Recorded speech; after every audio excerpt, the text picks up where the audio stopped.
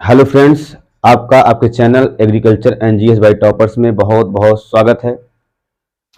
दोस्तों, इसके पहले हम सॉइल साइंस की एक क्लास ले चुके हैं, सॉइल साइंस टर्मिनोलॉजी करके, कुछ शब्दावली करके। तो कुछ शब्दावली या टर्मिनोलॉजी हमारी ऐसी थी सॉइल साइंस में जो छूट गई थी, तो आज हम उनके बारे में चर्चा करेंगे।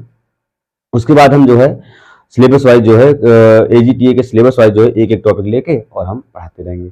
तो कुछ शब्दावली जो जरूरी है सॉइल साइंस में, आज हम उनकी चर्चा करेंगे।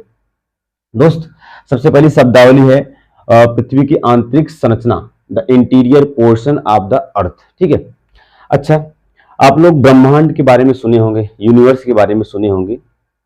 ज्यादा कुछ बताने की आवश्यकता है नहीं, लेकिन फिर भी थोड़ा सा मैं बता दे रहा हूँ, ओवरव्यू दे रहा हूँ कि एक ऐसा डार्क एरिया, ब्रह्मांड एक ऐसा डार्क एरिया है जहां पर हमारी बहुत सी आकाशगंगाएं या गैलेक्सी जो होती हैं वितरण करती रहती हैं। ठीक है, बहुत सी आकाशगंगाएं जो होती हैं घूमती रहती हैं। ठीक है, आकाशगंगाएं क्या होती हैं? आकाशगंगा मतलब गैलेक्सी का ये मतलब होता है कि बहुत से तारों का समूह, बहुत से तारों का समूह ही क्या कहलाता है? हमारा आकाशगंगा, या उसे कहते हैं गैलेक्सी। ठीक है। अच्छा, गैलेक्सी हो गया कि बहुत से तारों का समूह है गैलेक्सी। ठीक है, तो ये पुस्तक जो है जिस गैलेक्सी में हम लोग हैं, जिसमें हमारा हमारा सन है, हमारा अर्थ है, ठीक है, वो कौन सी गैलेक्सी है? वो हमारी दुग्ध मेखला है, उसे बोलते हैं मिल्की वे। ठीक है, यानी कि बहुत से तारों के समूह को गैलेक्सी कहते हैं, और वह गैलेक्सी जिसमें हम लोग हैं, समझ लो, वो कौन सी है? दुग्ध मेखला। अच्छा, गैलेक्सी में बहुत से तारे हैं, उनमें से एक तारा है हमारा सन। क्या है? सन, यानी कि सूर्य। ठीक है, और सूर्य के चारों तरफ 8 ग्रह चक्कर लगाते हैं। उन 8 ग्रह में से एक पृथ्वी है जिसमें हम लोग निवास करते हैं। पृथ्वी है यानी कि अर्थ है, इसमें हम सब लोग निवास करते हैं। इस पृथ्वी के अलावा भी हमारे 7 ग्रह हैं, जैसे बुध, शुक्र, मंगल, बृहस्पति, शनि, अरुण, बड़ु, ऐसे करके है ना।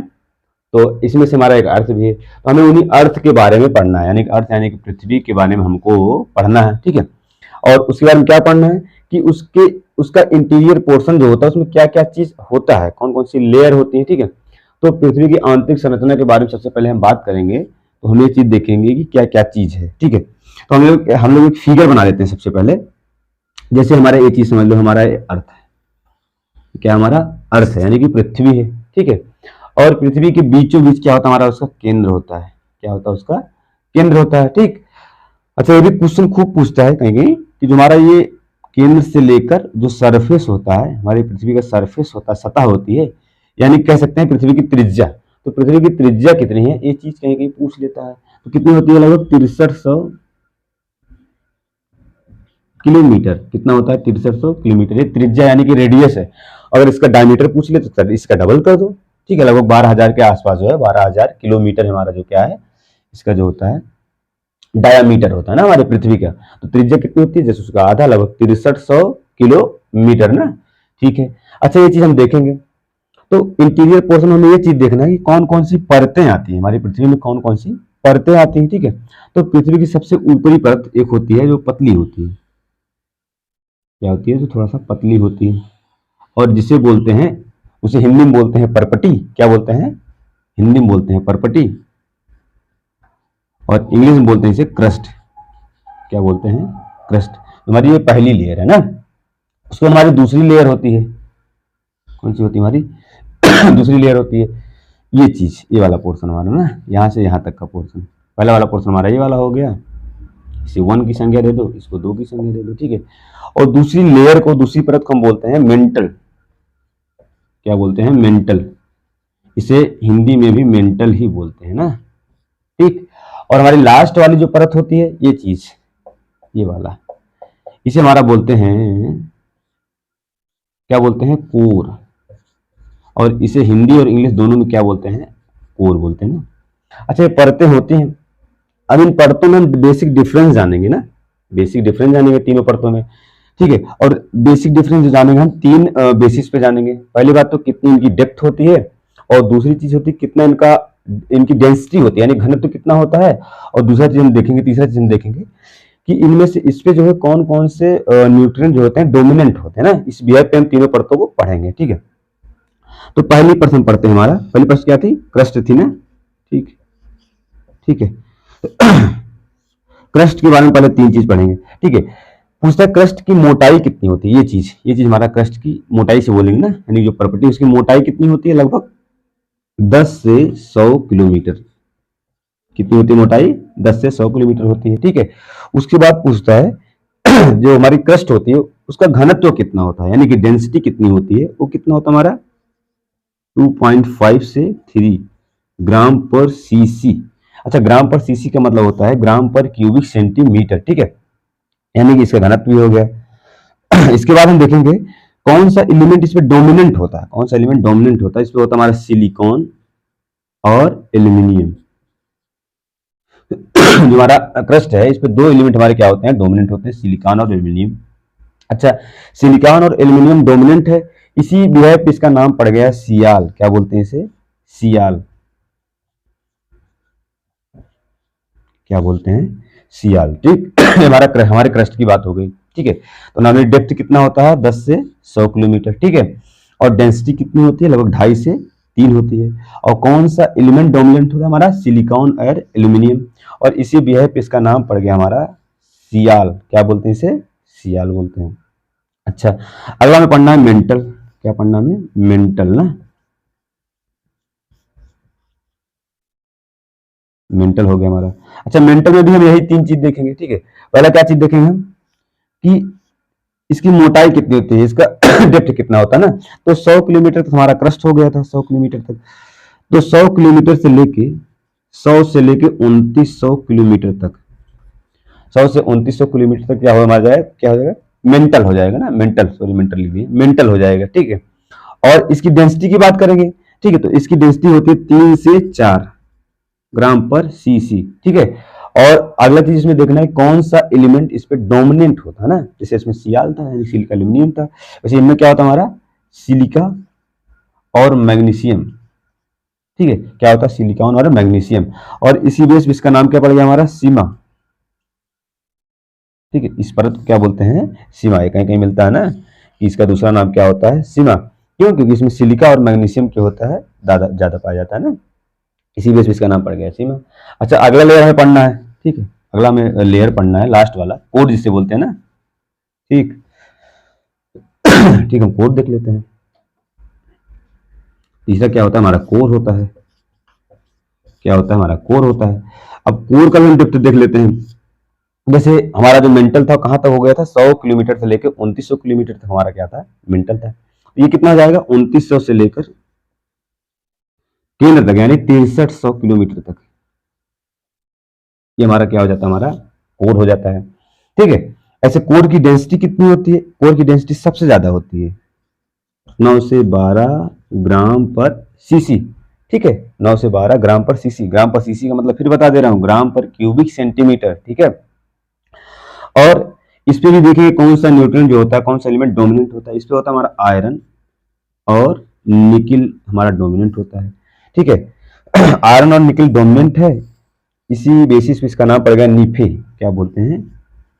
निफे। निफे मतलब नी से मतलब हो गया निकिल, फे से मतलब फेरस, यानी कि आयरन और निकिल इस पे क्या होता है? डोमिनेंट होता है, इसलिए इसका नाम पड़ गया निफे। तो हम लोग जो होता है पृथ्वी की आंतरिक संरचना के बारे में हम पढ़ लिए हैं। 3 लेयर होता है, क्रस्ट, मेंटल और कोर।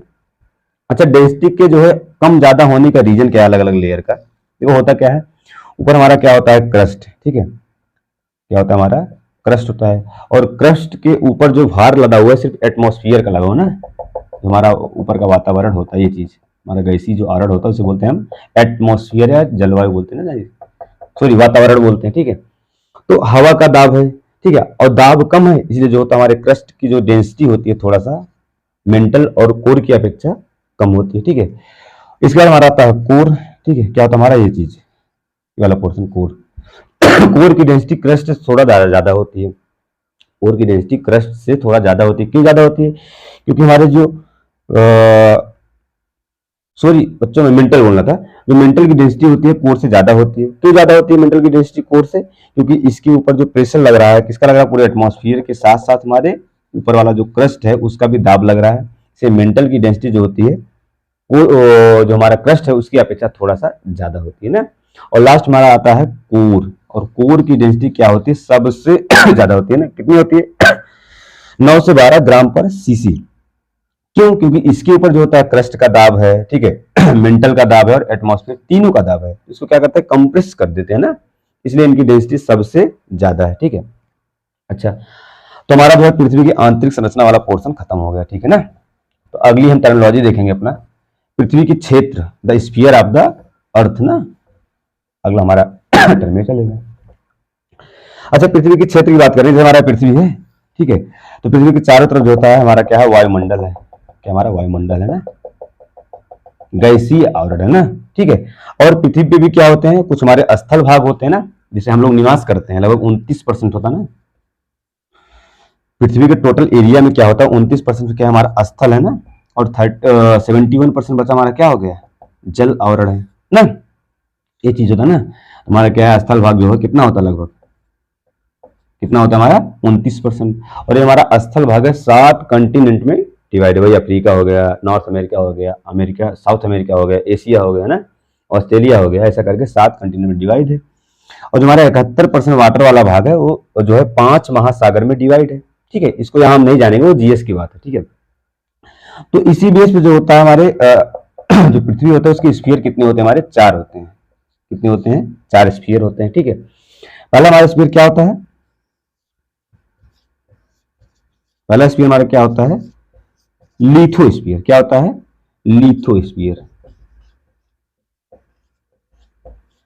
अच्छा, लिथो से पता चल रहा है कि ऐसा भाग, पृथ्वी का ऐसा भाग जहां ठोस भाग हो। ठीक है, यानी कि ठोस भाग को क्या बोलते हैं, हमारा सॉलिड पोर्शन क्या बोलते हैं, हमारा लिथोस्फीयर ना। पृथ्वी के सॉलिड पार्ट को, ठोस भाग को क्या बोलते हैं, हमारा लिथोस्फीयर। ठोस भाग मतलब ये हमारे 29%, यानी सभी कंटिनेंट क्या होते हैं, हमारे लिथोस्फीयर में आएंगे ना। ठीक है, अगला हमारा होता है हाइड्रोस्फीयर।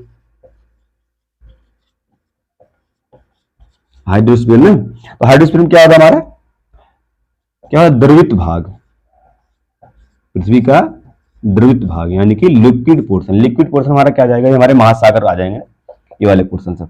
ये कितना है, लिक्विड पोर्शन हमारा कितना है, कवर करता है 71% पृथ्वी का। ठीक है, अगला हमारा होता है गैसीय आवरण, जिसे बोलते हैं एटमॉस्फेयर। क्या बोलते हैं हमारे, एटमॉस्फेयर बोलते हैं, इसे बोलते हैं हमारा गैसीय आवरण ना, सॉरी गैसीय आवरण, गैसीय आवरण ना, या गैसीय भाग, ये वाला पोर्शन जो अर्थ के चारों तरफ जो हमारा ये वाला भाग, इसे बोलते हैं हमारा एटमॉस्फेयर। और चौथा हमारा है बायोस्फीयर। क्या है, बायोस्फीयर। अच्छा, बायोस्फीयर क्या है, कुछ नहीं होता है, जो हमारा हाइड्रोस्फीयर है और लिथोस्फीयर है, जहां पर जीव जंतु हैं, उसे कहते हैं हमारा बायोस्फीयर ना, प्लांट एंड एनिमल वाला पोर्शन, एनिमल वाला पोर्शन ना।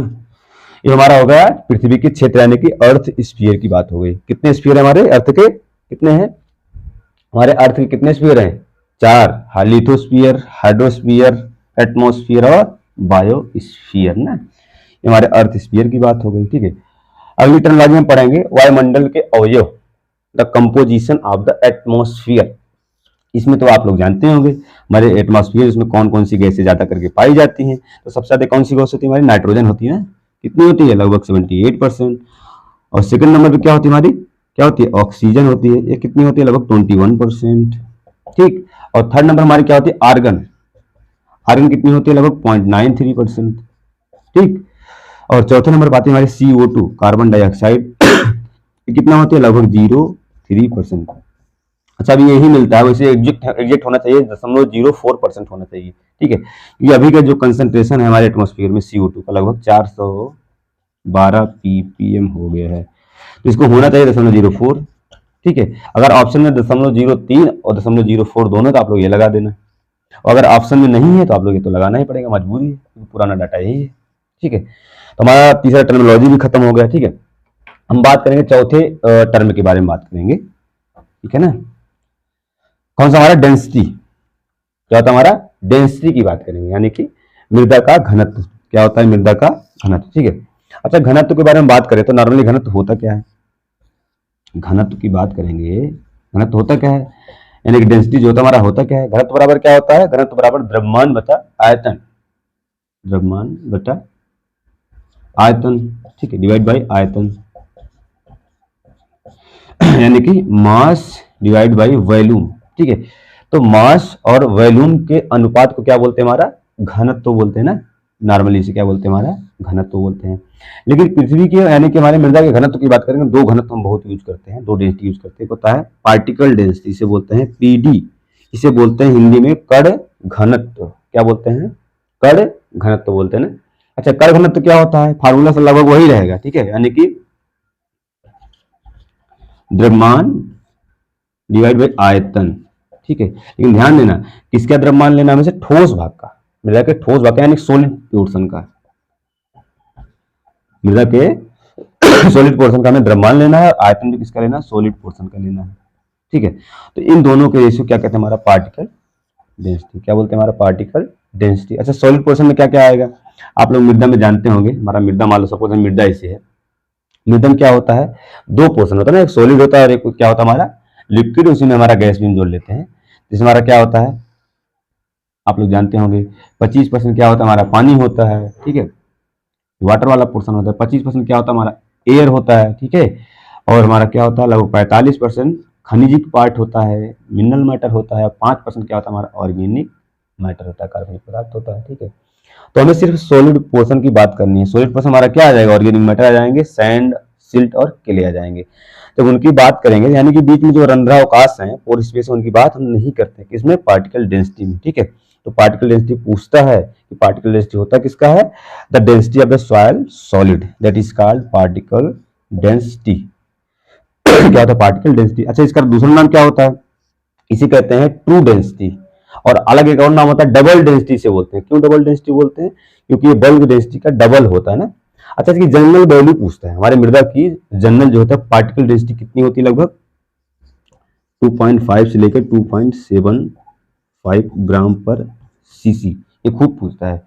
तो हमारी जो मृदा है उसका पार्टिकल डेंसिटी कितना होता है, लगभग जनरल कितना होता है, 2.7। अच्छा, एग्जैक्ट पूछेगा तो 2.65 ग्राम पर सीसी, ठीक है।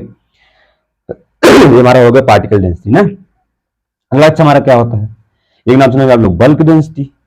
क्या नाम सुने हैं आप लोग, बल्क डेंसिटी ना, इसे बोलते हैं बीडी। क्या बोलते हैं, बीडी। तो इसमें भी यही चीज आएगा, द्रव्यमान बटा आयतन। क्या, द्रव्यमान डिवाइड बाई आयतन ना, ठीक है। और किसका द्रव्यमान लेना हमें, इसमें लेना हमें ड्राई सॉइल, इसका लेना है ड्राई सॉइल का क्या लेना है, द्रव्यमान लेना। आयतन किसका लेना हमें, वही ड्राई सॉइल में क्या क्या आएंगे हमारे, उसमें हमारे जो पोर स्पेस है और जो सॉलिड वाला हमारा जो पोर्शन है उसमें दोनों को लेते हैं, यानी सॉलिड प्लस पोर स्पेस बोथ, पोर स्पेस बोथ। तो इसका मतलब क्या होता है कि बीडी का मतलब क्या होता है, द्रव्यमान किसका, ड्राई सॉइल का, और आयतन किसका, हमारा सॉइल का ही ना। तो सॉइल अगर बात कर रही है टोटल सॉइल का कर रहा है, इसका मतलब इसमें सॉइल सॉलिड भी आ जाएगा और पोर स्पेस भी आ जाएंगे, ठीक है। उसे क्या कहते हैं, हमारा बल्क डेंसिटी। लेकिन इसमें हमारा जो पार्टिकल डेंसिटी उसमें क्या था, उसमें सिर्फ सॉलिड पोर्शन का ही लेते थे ना, ठीक है, ये होता है। अच्छा, एग्रीकल्चर पॉइंट ऑफ व्यू से बल्क डेंसिटी सबसे ज्यादा इंपॉर्टेंट होती है। क्यों, क्योंकि ये देखो होता क्या है, हमारा जो हमारी जो मृदा होती है उसमें क्या होता है, उसमें सॉलिड पोर्शन होता है और गैसी भाग होता है, जिसे हम बोलते हैं रंध्रावकाश। इसमें जो दो पार्टिकल के बीच की समय को क्या, बीच की स्पेस को क्या बोलते हैं, हमारा रंध्रावकाश या पोर स्पेस बोलते हैं। और उसी पोर स्पेस में हमारी मृदा और हमारे हवा जो होते हैं संचरण करते रहते हैं। और मृदा में जो हवा है और पानी है पौधों को बहुत आवश्यक होते हैं। इसलिए जिसमें पोर स्पेस की बात करें, क्योंकि पोर स्पेस में ही तो हमारे पानी यानी कि वाटर और एयर रहते हैं, और वाटर के बिना कोई प्लांट तो सर्वाइव कर ही नहीं सकता, ठीक है। इसीलिए बोलते हैं एग्रीकल्चर पॉइंट ऑफ व्यू से बल्क डेंसिटी ज्यादा इंपॉर्टेंट होती है इन कंपेरिजन टू द किसके, पार्टिकल डेंसिटी के ना। अच्छा, इसकी जनरल वैल्यू पूछता है कितनी होती है, लगभग इसकी जनरल वैल्यू होती है 0.108 से लेकर 1.75 ग्राम पर सीसी। अगर एग्जैक्ट की बात करें तो 1.33 ग्राम पर सीसी होती है ना। ये हमारा हो गया बल्क डेंसिटी, ठीक है। हमारे घनत्व की बात हो गई ना, बल्क डेंसिटी और पार्टिकल डेंसिटी, सॉरी। अगला हमारा है मृदा सूक्ष्म जीव में पढ़ना है। क्या पढ़ना है, मृदा सूक्ष्म जीव, सॉयल माइक्रोब, ठीक है। अच्छा, माइक्रोब की बात करें, हम जीव की बात कर लेते हैं, ठीक है, चलो इसे कर लेते हैं,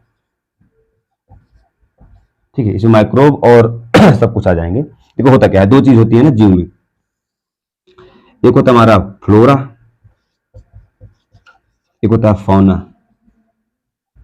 क्या होता है, फ्लोरा और फौना। ठीक है, फ्लोरा क्या होता है, फौना क्या होता है। फ्लोरा मतलब होता है पौधों वाला कुल, पौधों वाली कुल को क्या बोलते हैं, फ्लोरा। और फौना क्या होता है, जंतुओं वाला कुल। ठीक है, जिसमें जंतु आते हैं उसे बोलते हैं फौना। ठीक है, अच्छा फ्लोरा दो टाइप के होते हैं, एक होता है माइक्रो फ्लोरा, एक होता है माइक्रो फ्लोरा, एक होता है मैक्रो MACRO फ्लोरा। ठीक है, ठीक है। अच्छा माइक्रो में क्या आएंगे, जिनकी साइज जो होती है थोड़ा सा छोटी होती है ना, और माइक्रो में क्या होता है, जिनका साइज थोड़ा सा बड़ा होता है। इसमें हमारे माइक्रो में क्या आते हैं, सबसे पहले जान लो, बड़ी चीज है तो क्या आएंगे, हाइयर प्लांट के क्या आएंगे, रूट। हमारे हाइयर प्लांट होते हैं उनके रूट किसमें आते हैं, माइक्रो फ्लोरा में। और माइक्रो फ्लोरा में क्या आते हैं हमारे, आप लोग नाम सुने होंगे, जैसे बैक्टीरिया हो गया है ना, फंजाई हो गया, एल्गी हो गया, क्या हो गया एल्गी हो गया। ठीक है, एक्टिनोमास्टिस हो गया, ये किसमें आते हैं, हमारे माइक्रो फ्लोरा में आते हैं ना। तो ध्यान देना है, माइक्रो फ्लोरा और मैक्रो फ्लोरा। ठीक है, ऐसे फौना भी जो हमारे जीव फैमिली वाले होते हैं, यानी कि जंतु वाली फैमिली होती है, इसमें दो भी होते हैं, इसमें भी क्या क्या होते हैं, एक होता है माइक्रो, एक होता है मैक्रो, MACRO, माइक्रोफोना, माइक्रोफोना और माइक्रोफोना। ठीक है, अच्छा माइक्रोफोना में कौन कौन से आते हैं, इनकी साइज थोड़ा सा छोटी होती है ना, इनकी साइज में छोटे होते हैं।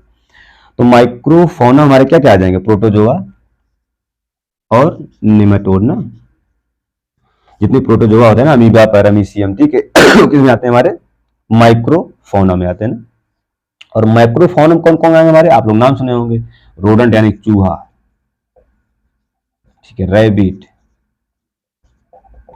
ह्यूमन बीइंग, क्या ह्यूमन बीइंग हो गया ना, इंसेक्ट्स, ये सब हमारे किसमें आते हैं, माइक्रोफोना में आते हैं ना। तो हमारे माइक्रोब की बात हो गई। ठीक है, क्या होगी, हमारे माइक्रोब की बात हो गई। अच्छा जो सॉइल में जो माइक्रोब होते हैं ना, जैसे हमारे बैक्टीरिया हो गया, फंजाई हो गया, एक्टिनोमाइसीट्स हो गया, वो कितने पीएच पे कौन अवेलेबल होते हैं, ज्यादा एक्टिव रहते हैं, पूछता है। तो जो बैक्टीरिया होता है लगभग उसके लिए बेसिक पीएच पे एक्टिव रहता है, बैक्टीरिया बेसिक पीएच पे एक्टिव रहता है, और फंजाई जो होता है थोड़ा थोड़ा जो है एसिडिक पीएच पे एक्टिव रहता है, और जो एक्टिनोमाइसीट्स होता है वो न्यूट्रल टू बेसिक पीएच पे एक्टिव रहता है। ठीक है, हमारा ये हो गया। ठीक है, इसके बारे में बात करेंगे CN रेशियो। ठीक है, CN रेशियो इससे क्वेश्चन खूब पूछता है। CN रेशियो मतलब क्या होता है, ऑर्गेनिक कार्बन, ऑर्गेनिक कार्बन और ऑर्गेनिक नाइट्रोजन के अनुपात को क्या बोलते हैं, हमारा CN रेशियो। ऑर्गेनिक कार्बन और ऑर्गेनिक नाइट्रोजन के अनुपात को CN रेशियो बोलते हैं। अच्छा इससे रिलेटेड एक कंसेप्ट पूछता है। ठीक है, कोई हमारा रेजिड्यू है, कोई हमारा अवशेष है, फसल अवशेष है, अगर उसका CN रेशियो ज्यादा है, मोर है, अगर CN रेशियो ज्यादा है, कोई रेजिड्यू है हमारा, अगर उसका CN रेशियो ज्यादा है, कार्बन नाइट्रोजन रेशियो ज्यादा है, तो उसके डिग्रेडेशन में, सड़ने में, उसके टाइम क्या लगेगा, उसमें उसके सड़ने, उसको सड़ने में, उसको सड़ाने गलाने में टाइम क्या लगेगा, ज्यादा लगेगा ना।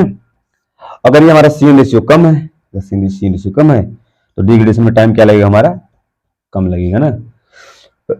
इसलिए बोलते हैं ना, जो हमारी पल्स वाली क्रॉप होती है, पल्स वाली, हमारी पल्स वाली क्रॉप होती है, उनके रेजिड्यू का CN रेशियो कम होता है, लगभग कितना होता है, 20 से 30 होता है, लगभग ना 20 से 30 अनुपात 1 होता है। और जो हमारी धान्य फसलें होती हैं, सीरियल वाली फसलें होती हैं, उनके रेजिड्यू का जो CN रेशियो होता है लगभग 80 से लेकर 120 तक वेरी करता है ना, 120 तक वेरी करता है। इसलिए जो हमारी पल्स वाली क्रॉप होती है, उनका रेजिड्यू जो होता है धान्य फसलों की अपेक्षा में जो है जल्दी डिग्रेड हो जाता है, सड़ जाता है ना, माइक्रोब जल्दी इस पे अटैक कर देते हैं ना। लेकिन जो सीरियल वाली फसलें होती हैं, उनके रेजिड्यू को सड़ाने में माइक्रोब को बहुत ज्यादा टाइम लगता है। क्यों? क्योंकि उसमें जो है CN रेशियो ज्यादा है। अच्छा इसका क्या रीजन हो सकता है, क्यों होता है ऐसा, होता क्या है, इसमें जो C और N होता है ना, इसका मतलब अगर CN रेशियो ज्यादा है, इसका मतलब जो है नाइट्रोजन की अपेक्षा कार्बन ज्यादा है। और जो हमारे माइक्रोब होते हैं उनका मेन फूड क्या होता है, कार्बन होता है। क्या होता है, कार्बन होता है। ठीक है, अच्छा एक जगह जो होता है 1 kg नाइट्रोजन पे 20 से 30 kg कार्बन है, और एक जगह है कि 1 kg नाइट्रोजन पे 80 से 120 kg कार्बन है। ठीक है तो जो हमारे माइक्रोब होते हैं, सबसे पहले किसको सड़ाएंगे, जहां कम खाना होगा कि जहां ज्यादा खाना होगा, जहां कम खाना होगा उसको लोग जल्दी खा लेंगे ना, क्या करेंगे, जल्दी खा लेंगे। इसका मतलब क्या होता है, जब CN रेशियो कम होगा, माइक्रोब जो होता है उस चीज को जल्दी से सड़ा देते हैं, और जब CN रेशियो ज्यादा होता है तो उसको सड़ाने में ज्यादा टाइम लगता है, क्योंकि कार्बन ज्यादा है, फूड मटेरियल ज्यादा है, उसको खाने में उसे ज्यादा टाइम लगेगा ना। इसलिए बोलते हैं अगर CN रेशियो ज्यादा है तो उसके सड़ने में, डिग्रेडेशन में टाइम ज़्यादा लगता है। अगर सीएन रेशियो जिस चीज़ का कम है उसके सड़ने में माइक्रो को बहुत कम टाइम लगता है ना। ये चीज़ें हो गई हमारी सीएन रेशियो का कॉन्सेप्ट। ठीक है, क्या हो गया, सीएन रेशियो कॉन्सेप्ट। ऐसे करिए कुछ हमारे बेसिक टर्मिनोलॉजी आज खत्म हुई। इसके बाद हम लोग टॉपिक वाइज लेके आएंगे, सब्जेक्ट वाइज। जैसे हम सॉइल साइंस लेके आएंगे ना, तो सॉइल साइंस में कितने 15 क्वेश्चन आपके आएंगे सॉइल साइंस और ड्रेनेज से ना। हम लोग प्रयास ही करेंगे जो है 15 में 15 क्वेश्चन हमारे टीए में यहीं से आए, जो हम यहाँ से पढ़ाएंगे। तो हम लोग प्रयास करेंगे, देखते हैं क्या होता है। बाकी वीडियोज हम लोग टॉपिक वाइज जब लेके आएंगे, बाकी आप लोग आनंद लीजिए, फ्री ऑफ कॉस्ट है, बढ़िया से पढ़िए, एंजॉय करिए। Thank you. कितना मिनट बची, ज़्यादा बन